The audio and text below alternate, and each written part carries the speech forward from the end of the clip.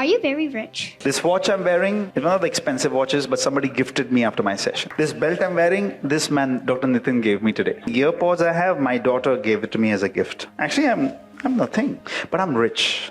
I'm rich because I'm a very compassionate human being. I'm rich because I forgive people easily. I'm rich because I accept my mistakes very quickly. I'm rich because I've learned how to give people whatever I have. I'm rich because I have one of the best or some of the best gurus and mentors in my life.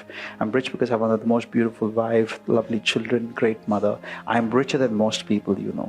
ரிச்சாக இருக்கிறதுக்கு என்னென்ன காரணங்கள் சொல்கிறாரு பாருங்க, சிறப்பாக இருக்குல்ல. சரி, இது மாதிரி வரலாற்றில் ஏதாவது சம்பவம் இருக்கா அப்படின்னு கேட்டிங்கன்னா இருக்கே. வாங்க நம்ம அதை பார்க்கலாம். வரலாறு முக்கியம் அமைச்சரே.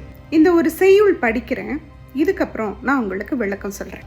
யாண்டு பலவாக நரையில வாகுதல் யாங்காகியரன வினவுதிராயின் மாண்டவன் மனைவியோடு மக்களும் நிரம்பினர் யான் கண்டனைய இளையரும் நிரம்பினர் வேந்தனும் மஞ்சளன் அவனது ஏய் புரிந்து மாட்டாளும் அறிவர் நானே ஆன்றவிந்தடக்க கூறியும் அவனும் சான்றோன் எனவர் புறநடை தொழுதே இணையலன் பெரும நினக்கு யான் வல்லிதின் உரைப்பேன் என் நரை இல்லோர்க்கே. புரியல, இது புறநானூற்று பாடல். இது பிசிராந்தையார் எழுதியது, சொன்னது.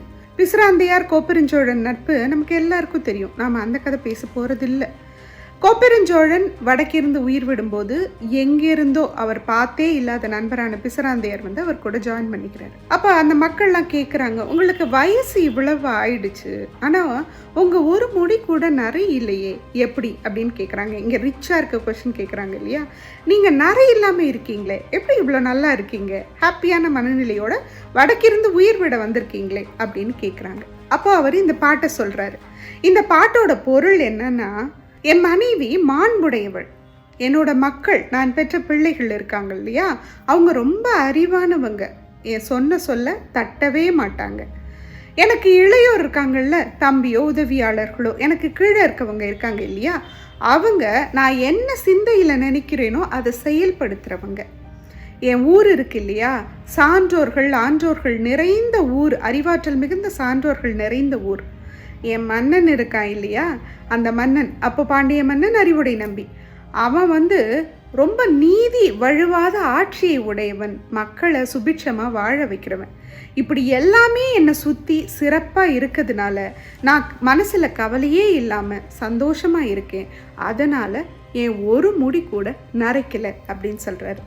என்ன ஒரு சிறப்பான பதிவு இல்லையா. நம்ம தமிழ் இலக்கியம் எல்லாத்துக்குமே முன்னோடியாக இருந்திருக்கு. நன்றி.